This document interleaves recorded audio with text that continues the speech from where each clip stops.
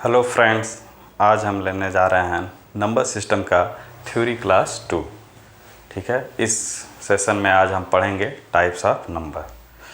तो यदि आपने थ्योरी क्लास 1 नहीं लिया है तो ऊपर आई बटन पे आप जाके थ्योरी क्लास 1 ले सकते हैं, जहां हमने पढ़ाया था नंबर सिस्टम के बारे में। और आज हम जो पढ़ेंगे वो बहुत ही इम्पॉर्टेंट है, वो है टाइप्स ऑफ नंबर। तो चलिए शुरू करते हैं।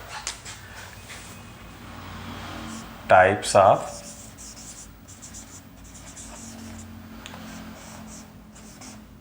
नंबर, इसको हम एक चार्ट के माध्यम से देखते हैं।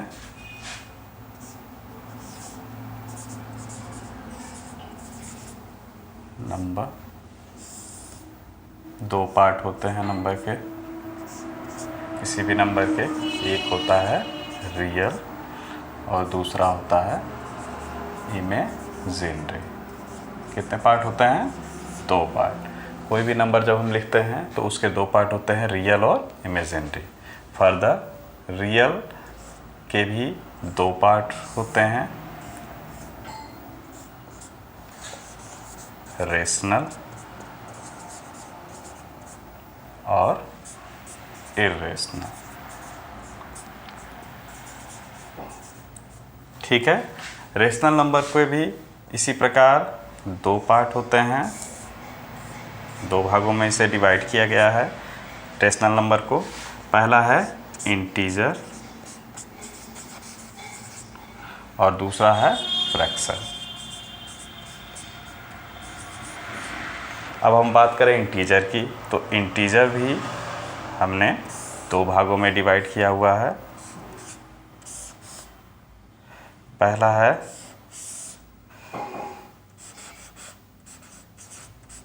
होल नंबर और दूसरा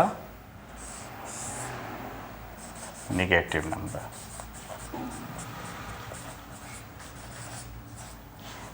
अब अगर आप होल नंबर को देखें तो ये भी फर्दर अगेन दो भाग में डिवाइड हुआ है। पहला है 0 और जो दूसरा है वो है नेचुरल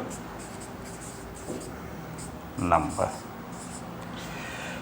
इसको यदि हम बॉक्स में बना लेते हैं, नंबर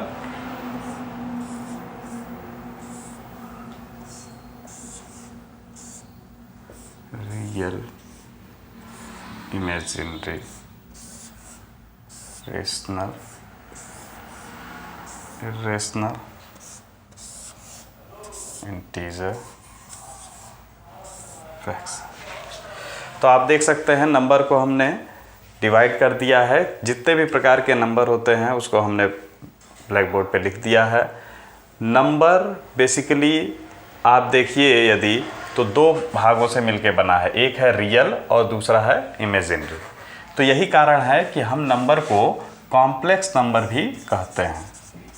नंबर को कॉम्प्लेक्स नंबर भी कहते हैं। अब इसको अगर हम हिंदी में कहें तो कॉम्प्लेक्स नंबर को कहते हैं सम्मिश्र संख्या। ठीक है, और रियल नंबर को क्या कहते हैं? वास्तविक संख्या। इमेजिनरी को इसी प्रकार काल्पनिक या अवास्तविक संख्या कहते हैं। रेशनल को हम कहते हैं परिमेय संख्या और इर्रेशनल को हिंदी में अपरिमेय संख्या भी कहते हैं। इसी प्रकार इंटीजर को पूर्णांक, फ्रैक्शन को भिन्न, होल नंबर को पूर्ण संख्या, नेगेटिव नंबर को ऋणात्मक संख्या,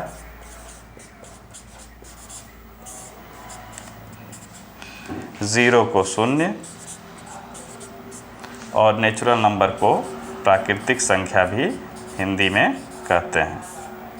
मैं हिंदी और अंग्रेजी दोनों को ही बता दे रहा हूं ताकि किसी प्रकार का कोई कन्फ्यूज़न आपके मन में ना रहे। इस प्रकार से जो नंबर है उसको इस प्रकार से हम चार्ट के रूप में लिख सकते हैं, इस प्रकार से डिवाइड कर सकते हैं। ठीक है, आप देखिए जो नंबर है उसको हमने लिखा हुआ है कॉम्प्लेक्स नंबर। कॉम्प्लेक्स नंबर इसलिए लिखा हुआ है कि रियल में कोई भी नंबर दो भागों से मिलके बना होता है, रियल और इमेजिनरी। ठीक है, इसको अभी मैं जब डेफिनेशन में बताऊंगा तो फर्दर क्लेरिफाई करूंगा। फिलहाल आप जानिए कि नंबर या कॉम्प्लेक्स नंबर दोनों ही एक ही चीज़ है। ठीक है, अब इसके बाद कुछ और भी नंबर्स के बारे में आपने सुना होगा, तो उसको भी हम देख लेते हैं। क्लासिफिकेशन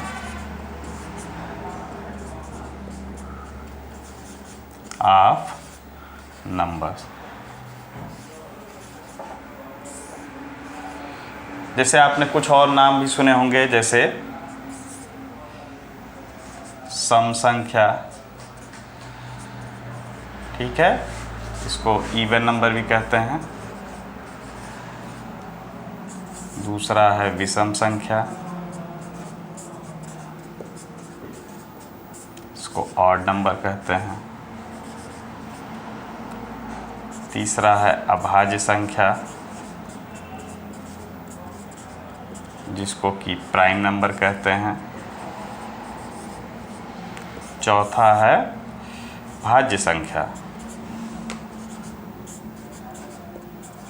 जिसे हम कंपोजिट नंबर भी कहते हैं, कंपोजिट नंबर। ठीक है, पांचवा इसी प्रकार से आपका होता है परफेक्ट नंबर। ठीक है, तो परफेक्ट नंबर मतलब पूर्ण, आप लिख सकते हैं परफेक्ट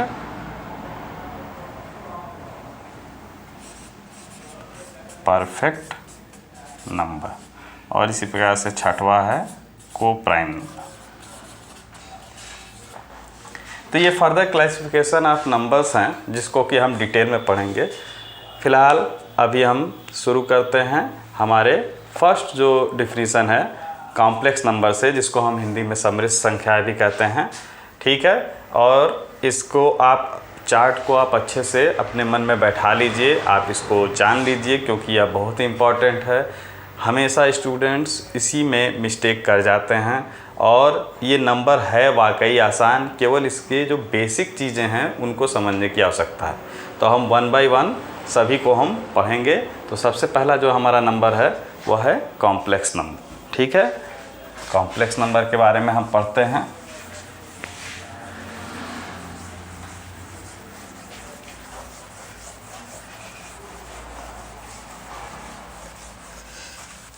देखिए, हर जगह पूछा जाता है, स्टूडेंट्स को बहुत ही ध्यान से इसको समझना होगा कि ये जो है नंबर, ये हर जगह पूछे जाते हैं। ठीक है, और ये बहुत ही आसान है। इसको एक बार आप यदि समझ लिए तो फिर कोई प्रॉब्लम होने वाली नहीं है। एक बार अगर क्लियर हो गया तो उसके बाद से ये क्लियर हो जाएगा। जैसे पहली जो हमने डिफिनीशन हमने जो देखी वो है सम्मिश्र संख्या। ठीक है, इसको कहते हैं कॉम्प्लेक्स नंबर। अब इसकी परिभाषा लिखेंगे। ऐसी संख्या जिसे a प्लस IB के रूप में लिखा जा सके उसे सम्मिश्र संख्या या कॉम्प्लेक्स नंबर कहते हैं। ठीक है, अब जहाँ A और IB क्या है, जहाँ A और B वास्तविक संख्या है तथा I एक काल्पनिक संख्या है। काल्पनिक संख्या मतलब इमेजिनरी नंबर, ठीक है। तो इस प्रकार से आपने देख लिया, जहाँ आई एक क्या है, काल्पनिक संख्या है, और आई की जो वैल्यू होती है वो √-1 होती है। तो ऐसी संख्या जिसे a+ib के रूप में लिखा जा सके उसे कहते हैं कॉम्प्लेक्स नंबर। उदाहरण के लिए जैसे 2 + 3i, यहाँ आप देख रहे हैं जहाँ 2, 3 किस प्रकार की संख्या है, वास्तविक संख्या, ठीक है, वास्तविक संख्या या रियल नंबर। और i क्या है, काल्पनिक संख्या या इमेजिनरी। देखिए स्टूडेंट्स, आप जानते हैं कि कोई भी इंग्लिश में जो सेंटेंस होता है वो पार्ट्स ऑफ स्पीच से मिलके बना होता है। उसी प्रकार कोई भी जो संख्या होती है वो रियल पार्ट और इमेजिनरी पार्ट से मिलके बनी होती है, रियल पार्ट और इमेजिनरी पार्ट से, ठीक है। यहाँ पे रियल पार्ट जो है 2 और 3 है, ठीक, रियल नंबर, और रियल पार्ट 2 है और इमेजिनरी पार्ट 3i है। ये समझ में आया आपको? तो यही है हमारी सम्मिश्र संख्या। इसके बारे में हम डिटेल से एक अलग क्लास लेंगे, उसके बारे में हम बताएंगे। फिलहाल हम जान गए सम्मिश्र संख्या क्या होती है। अब सम्मिश्र संख्या को हमने बताया था कि 2 भागों में बांटा गया है। सम्मिश्र संख्या जो बनती है वह वास्तविक संख्या और अवास्तविक संख्या या काल्पनिक संख्या से मिलकर बनती है। तो अब हम जो अगला डेफिनेशन पढ़ेंगे वो पढ़ेंगे वास्तविक संख्या के बारे में, ठीक है। लेकिन इस एक चीज़ और हम आपको बता देते हैं, सम्मिश्र संख्या की आखिर ज़रूरत ही क्या पड़ी, आखिर क्या कारण है कि सम्मिश्र संख्या को जो है लाया गया। सम्मिश्र संख्या की उत्पत्ति का कारण, सम्मिश्र संख्या की उत्पत्ति का कारण।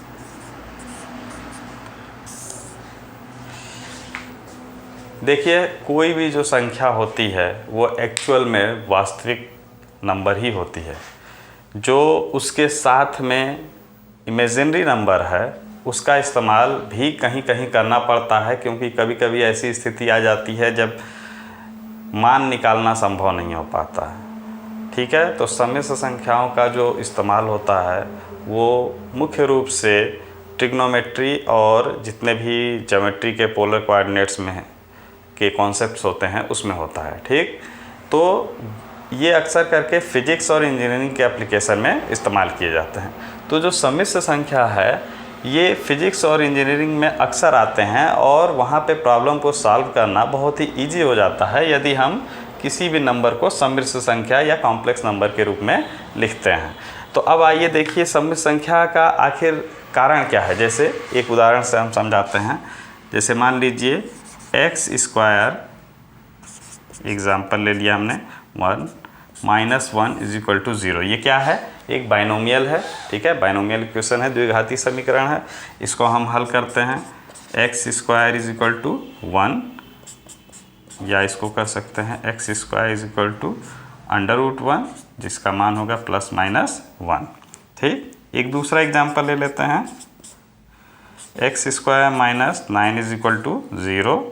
इसको लिख सकते हैं x² = 9 और इसको लिखेंगे x = √9 या ±3। तो आप देखिए ये ±1 और ±3 ये दोनों ही किस प्रकार की संख्या है, ये है रियल नंबर। किस प्रकार की संख्या है, रियल नंबर है, ठीक है। अब एक तीसरा अगर हम उदाहरण लेते हैं, एग्जाम्पल 3, x² + 1 = 0। तो यहाँ से हम सॉल्व करते हैं तो क्या मिलेगा, x² = -1 और यहाँ से क्या मिलेगा, x इज इक्वल टू √-1। ठीक है।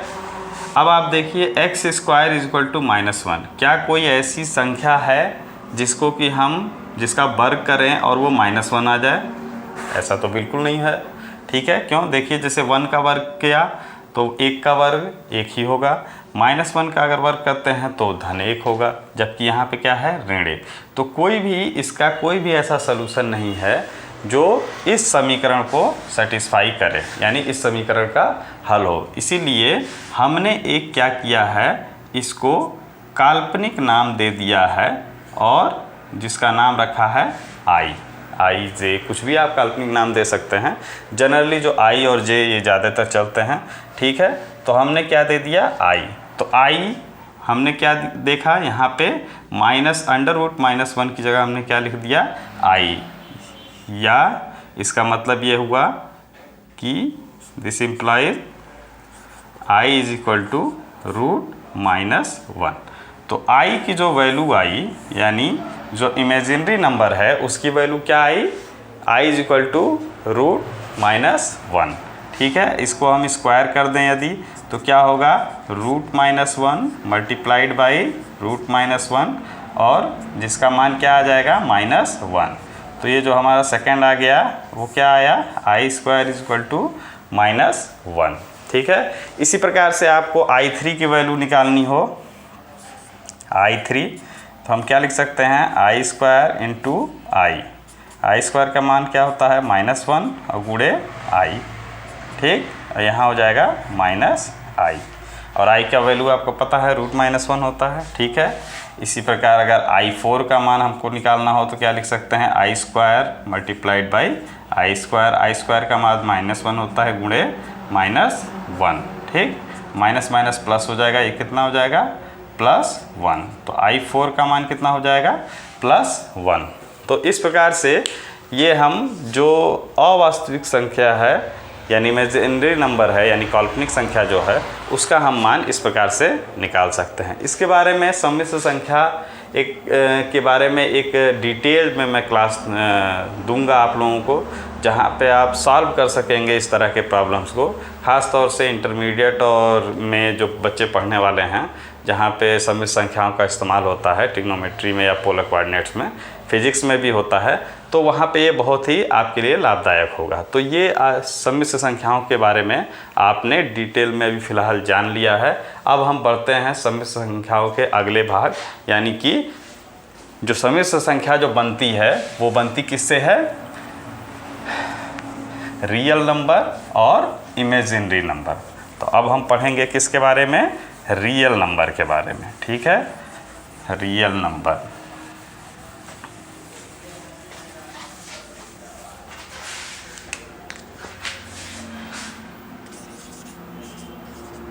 Real number.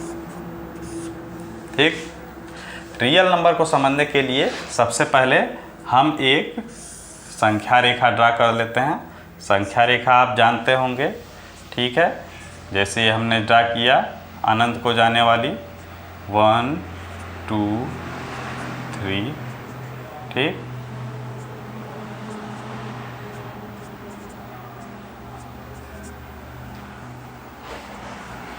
ये अनंत को जाने वाली संख्या रेखा है। ठीक, अब रियल नंबर होता क्या है। ठीक है, तो वास्तविक संख्या अनंत को जाने वाली संख्या रेखा का वह मान है जो कुछ दूरी बता सके। तो इसकी हम परिभाषा लिखेंगे सबसे पहले, वास्तविक संख्या अनंत को जाने वाली संख्या रेखा का वह मान है जो कुछ दूरी या डिस्टेंस कहें, डिस्टेंस बता सके। ठीक है, अब इसको समझते हैं। वास्तविक संख्या अनंत को जाने वाली संख्या रेखा का वह मान है जो कुछ दूरी को बता सके। जैसे मान लीजिए 1 है, तो ये अगर हम देखें तो 1 ये कितने यूनिट के डिस्टेंस पे है? 1 यूनिट। ठीक है। अगर हम बात करें 2 की, तो ये कितने डिस्टेंस पे है? 2 यूनिट। ठीक। यदि हम बात करें लेफ्ट हैंड साइड में -3 की, तो ये कितने डिस्टेंस पे है? 3 यूनिट। तो ये एक डिस्टेंस बता रहा है। ये जितने भी संख्या रेखा पे जितने भी बिंदु हैं, ये सभी क्या हैं? वास्तविक संख्या है। ठीक है। ये सारे के सारे ही रियल नंबर हैं। जैसे आप 0 और 1 के बीच में आधा आता है, ये भी वास्तविक संख्या है। ठीक। अब पाई का मान आपको पता है 3.14 होता है। यहाँ पे अगर हम एक वैल्यू ले लेते हैं, ठीक, तो ये भी हो जाएगा। ये भी क्या है? वास्तविक संख्या है। तो आप वास्तविक संख्या के बारे में जान गए कि वास्तविक संख्या अनंत को जाने वाली संख्या रेखा का वह मान है जो कुछ दूरी बता सके। यह हो गई हमारी वास्तविक संख्या की परिभाषा। अब इसी को और अगर सिंपल शब्दों में कहें तो दूसरी जो परिभाषा होगी वो क्या हो सकती है कि संख्या रेखा पर स्थित बिंदुओं को वास्तविक संख्या रियल नंबर, ठीक है, कहते हैं। संख्या रेखा पर स्थित बिंदुओं को वास्तविक संख्या कहते हैं। जो संख्या रेखा पर -3, -2, -1, 1/2, 1, 2, 3, पाई का मान 3.14, कुछ भी, ये सारी क्या हैं? जो बिंदु संख्या रेखा पर उपस्थित है, ये सारी क्या हैं? ये हैं वास्तविक संख्या। तो इस प्रकार से अगर सिंपल शब्दों में ये हम वास्तविक संख्या की परिभाषा दे सकते हैं। तो अब आप जान गए वास्तविक संख्या के बारे में। अब हम पढ़ेंगे अवास्तविक संख्या यानी इमेजिनरी नंबर।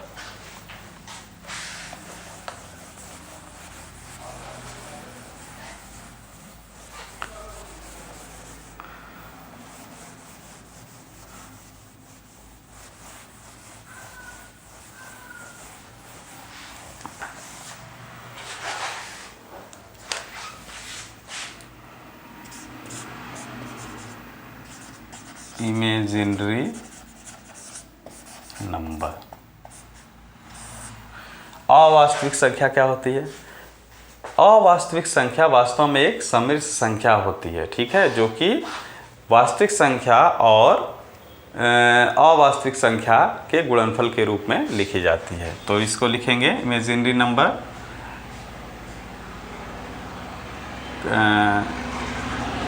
काल्पनिक संख्या एक सम्मिश्र संख्या होती है जिसे वास्तविक संख्या